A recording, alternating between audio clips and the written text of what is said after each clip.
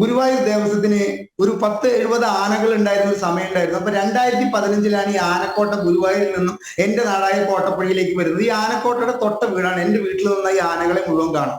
അപ്പൊ ഈ ആനക്കോട്ട വന്ന സമയത്ത് ഏകദേശം ഒരു കൊല്ലം എന്റെ SSLC പഠനം കഴിഞ്ഞിട്ട് അതിന്റെ ഉള്ളിൽ തന്നെയായിരുന്നു ആനക്കാരുടെ ചെയ്തികളും ആനയെ കുറിച്ചിട്ടും. അപ്പൊ അന്ന് ഈ ആനക്കാരൊക്കെ എങ്ങനെയാറിയോ നടക്കുക? ഈ ആനയ്ക്ക് തിന്നണ പനമ്പട്ടത്തിൽ കോലും കൊണ്ടിട്ടാണ് നടക്കുക. അതേ കോലും കൊണ്ട് നടന്നിട്ട് അവർ ആനയെ എഴുന്നള്ളിപ്പിന് കൊണ്ടുപോകുന്നു, ആനയെ ഇതാക്കുന്നു. കാരണം പരിചയസമ്പന്നരായ ആനച്ചട്ടം അറിയാവുന്നവരായിരുന്നു അന്ന് ആനകളെ നോക്കിയിരുന്നത്. ഇന്നിപ്പോ കഴിഞ്ഞ ആഴ്ച പുറത്തു വന്നിട്ടുള്ള വാർത്തകളും ഹൈക്കോടതി കേസെടുത്തതൊക്കെ അറിഞ്ഞില്ലേ? കാരണം ഇന്ന് അവിടെ നിയമനം നടക്കുന്നത് മുഴുവൻ ആനക്കാരായിട്ട് രാഷ്ട്രീയ നിയമനങ്ങളാണ് നടത്തുന്നത്. ആരാണോ ദേവസ്വം ഭരിക്കുന്നത് അവർക്ക് താല്പര്യമുള്ളവരെ അവിടെ ആനക്കാരായിട്ട് നിയമിക്കുന്നത്. ചായക്കടയിൽ പൊറാട്ട അടിക്കുന്നവനായിരിക്കാം, അല്ലെങ്കിൽ തെങ്ങ് കയറുന്നവനായിരിക്കാം. തെങ്ങ് കയറ്റം നിസ്സാര ജോലിയാണെന്നൊന്നും ഞാൻ പറയുന്നില്ല കേട്ടോ. അല്ലെങ്കിൽ എന്താണെന്ന് പറയും, മുനിസിപ്പാലിറ്റിയിലെ ടെമ്പററി സ്വീപ്പർ ആയിരിക്കാം. ഇവർ വന്നിട്ടാണ് ഈ ആനയെ കൈകാര്യം ചെയ്യുന്നത്. നമ്മുടെ കേരളത്തിലെ വിദ്യാഭ്യാസ നിലവാരത്തിന് പ്രശ്നം ശ്രീ ബലദേവ് ഇത് തന്നെയാണ്. നമ്മുടെ വിദ്യാഭ്യാസ മന്ത്രിയുടെ, ഞാനിത് പറയുമ്പോൾ കേരളത്തിൽ ഈ ചർച്ച കേൾക്കുന്ന ഒരുപാട് ആൾക്കാർക്ക് രോഷം കൊള്ളും. ഒരു കോളേജിന്റെ വൈസ് പ്രിൻസിപ്പൾ ആയിരുന്ന, ഇംഗ്ലീഷ് വിഷയം പഠിപ്പിക്കുന്ന വൈസ് പ്രിൻസിപ്പൾ ആയിരുന്ന ഒരു കോളേജ് അധ്യാപിക ഒരു പൊതു സദസ്സിൽ വെച്ചിട്ടുള്ള ഇംഗ്ലീഷിന്റെ പറച്ചിലിന്റെ ക്വാളിറ്റി താങ്കൾ ശ്രദ്ധിച്ചു? ഞാൻ ഈ ആനക്കാരുടെ കാര്യം പറഞ്ഞത് തന്നെയാണ്.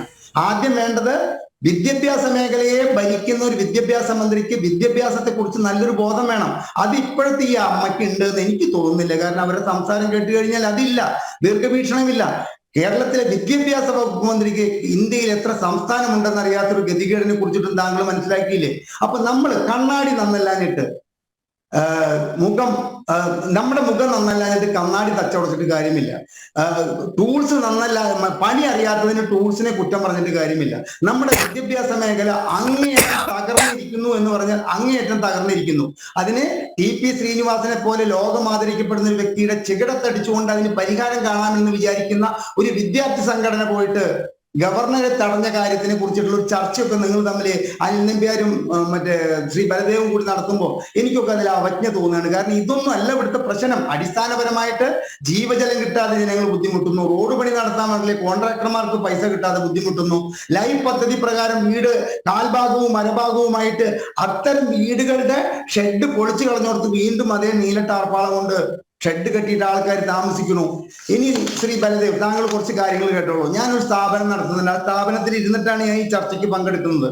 അപ്പോൾ ആ സ്ഥാപനത്തിന് ഗുജറാത്തിൽ നിന്നും കർണാടകത്തിൽ നിന്നും ചെന്നൈയിൽ നിന്നൊക്കെ കുറച്ച് സാധനങ്ങൾ വരാണ്ട് ഇത് ഈ 3 സംസ്ഥാനത്ത് ഇത് നടത്തുന്നത് ആരാന്നറിയോ താങ്കൾക്ക്? മലയാളികളാണ്. മലയാളികൾ നടത്തുന്ന സ്ഥാപനത്തിൽ നിന്നാണ് എനിക്ക് ഈ സാധനങ്ങൾ വന്നുകൊണ്ടിരിക്കുന്നത്. അപ്പൊ അവരോട് ഞാൻ പറഞ്ഞു, നിങ്ങളുടെ ചെറിയ ഓരോ യൂണിറ്റുകൾ ഈ കേരളത്തിൽ തുടങ്ങിക്കൂടെ നിങ്ങൾക്ക്? അവർ ചോദിച്ച മറുപടി എന്താണെന്നറിയോ താങ്കൾക്ക്? മനസമാധാനത്തോടു കൂടി ഞങ്ങൾ ജീവിക്കുന്നതിൽ ഹരിദാസ് സാറിന് വലിയ ബുദ്ധിമുട്ടുണ്ടല്ലേ എന്ന്. വേറെ ഒന്നും പറഞ്ഞില്ല. അപ്പൊ അവരിപ്പോ അവിടെ ബിസിനസ് ചെയ്യുന്നത് മനസമാധാനത്തോട് കൂട്ടാണ്. കേരളത്തിൽ വന്നാൽ ആ മനസമാധാനം നമുക്ക് കിട്ടില്ല എന്ന് എങ്ങനെയാണ് നമുക്ക് മനസ്സിലായത്? വൈക്കത്തിനടുത്തൊരു വ്യവസായി തന്റെ 25 കോടി രൂപ മുടക്കിയ ഒരു വ്യവസായ സ്ഥാപനത്തിന്റെ ലൈസൻസ് ഇടതുപക്ഷ ജനാധിപത്യ മുന്നണി ഏകജാലക സംവിധാനം കൊണ്ടുവന്നിട്ടുള്ള ഒരു സംസ്ഥാനത്ത് അദ്ദേഹത്തിന് റോട്ടിൽ കിടന്ന് ഉരുളേണ്ട ഗതികേട് വന്നു. പിറ്റേ ദിവസം അദ്ദേഹത്തിന്റെ ഓഫീസുകൾ റെയ്ഡ് ചെയ്യപ്പെട്ടു. ഇവിടെ നിന്ന് കിറ്റക്സ് എന്ന് പറയുന്ന, എനിക്ക് ആ മുതലാളിയോട് ഒരു യോജിപ്പില്ല, ഡ്യുവൽ പേഴ്സണാലിറ്റിയുടെ ഉസ്താദാണ് അദ്ദേഹം. എങ്കിൽ പോലും അദ്ദേഹം ഇവിടെ നിന്ന് അദ്ദേഹത്തിന്റെ ഫാക്ടറി ആന്ധ്രാപ്രദേശിൽ പോയി തുടങ്ങുന്നു. ആന്തൂരിൽ ഒരു വ്യവസായിയായ സാജൻ ആത്മഹത്യ ചെയ്യുന്നു. കൊല്ലത്തൊരു സൂപ്പർ മാർക്കറ്റ് ഉടമയെ CITക്കാരെ ചവിട്ടി അവിൽ മെതിക്കുന്നതുമായി ചവിട്ടി മെതിക്കുന്നു. ഇവിടെ എടവനക്കാട് ഒരു ഗ്യാസ് ഏജൻസി നടത്താൻ കഴിയാത്ത ഒരു ദളിത് യുവതി വിലപിക്കുന്നത് നിത്യേന TVക്കാർ കാണിക്കുന്നു.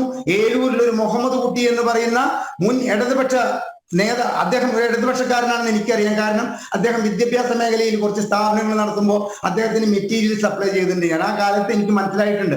ആ വ്യക്തി ഇപ്പൊ പോലീസ് പ്രൊട്ടക്ഷനോട് കൂടി നടക്കേണ്ട ഗതികേട് വരുന്നു.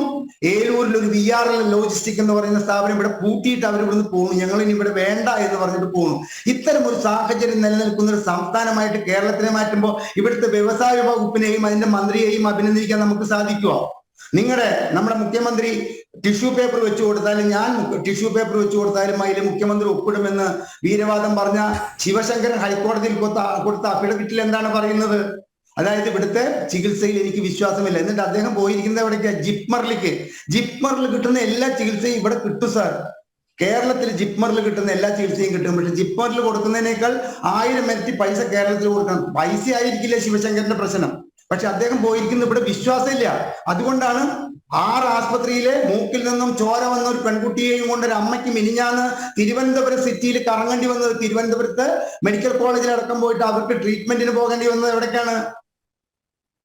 സ്വകാര്യ ആശുപത്രിയിലേക്ക്. അപ്പൊ ഇവിടുത്തെ ആരോഗ്യരംഗം എത്രത്തോളം നമ്പർ 1 ആണ് സാർ.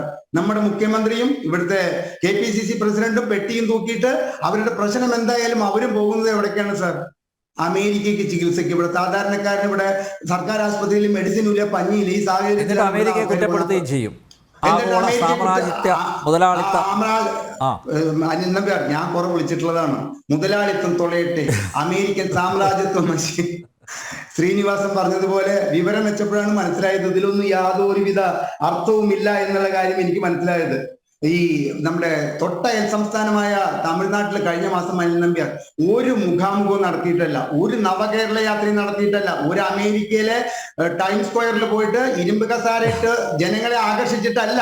22,178 കോടി രൂപയുടെ ഇന്ത്യയിലെ പ്രമുഖ കമ്പനികളുടെയും വിദേശ കമ്പനികളുടെയും വിവിധ ഇനത്തിലുള്ള വിദേശ നിക്ഷേപങ്ങൾക്കും സ്വരാജ്യത്തിലുള്ള നിക്ഷേപങ്ങൾക്കും കരാർ ഒപ്പിട്ടിരിക്കുന്നത് 21,728 കോടി രൂപയുടെയാണ്. അതേ ആഴ്ചയിൽ കർണാടകത്തിൽ 23,600 കോടി രൂപയുടെ ഇത്തരത്തിലുള്ള നിക്ഷേപങ്ങൾക്ക് നിക്ഷേപ സൗഹൃദമായിട്ടുള്ള കരാറുകൾ ഒപ്പിട്ടിരിക്കുന്നു. എന്താണ് സാർ നമ്മുടെ രാജ്യം, ഈ പാവയ്ക്കമാതിരിയുള്ള ഒരു രാജ്യത്തിനെ നമ്മളെ ഇങ്ങനെ സംസ്ഥാനത്തിനെ എല്ലാവരും ഇങ്ങനെ മാറ്റി നിർത്തുന്നത്? അപ്പോൾ ഇവിടുത്തെ നമ്മുടെ വ്യാവസായിക നയവും ശരിയല്ല എന്ന് പറയുമ്പോ വിദ്യാഭ്യാസ നയത്തിന് വേണ്ടിയിട്ട് കോഴിക്കോട് പോയിട്ട് വിദ്യാർത്ഥികളുമായി സംവേദിക്കാൻ വേണ്ടിയിട്ട് 18 ലക്ഷത്തിന്റെ കണക്കേ പുറത്തു വന്നിട്ടുള്ളൂ. ഇനിയും വരാനിരിക്കുന്ന കണക്കുകൾ നോക്കുമ്പോൾ അതിന്റെ ഒന്നും ആവശ്യമില്ല സാർ. ഈ വിദ്യാർത്ഥികളെ നയിക്കുന്ന വിദ്യാഭ്യാസ വകുപ്പ് മന്ത്രിക്ക് ദിശാബോധമുണ്ടെങ്കിൽ ഇവിടുത്തെ ഒരു വിദ്യാർത്ഥിയും ഇവിടെ നിന്ന് അമേരിക്കയ്ക്കും കാനഡയ്ക്കും ഓസ്ട്രേലിയയിലേക്കും തായ്ലൻഡിലേക്കും പഠിക്കാൻ പോകില്ല സാർ.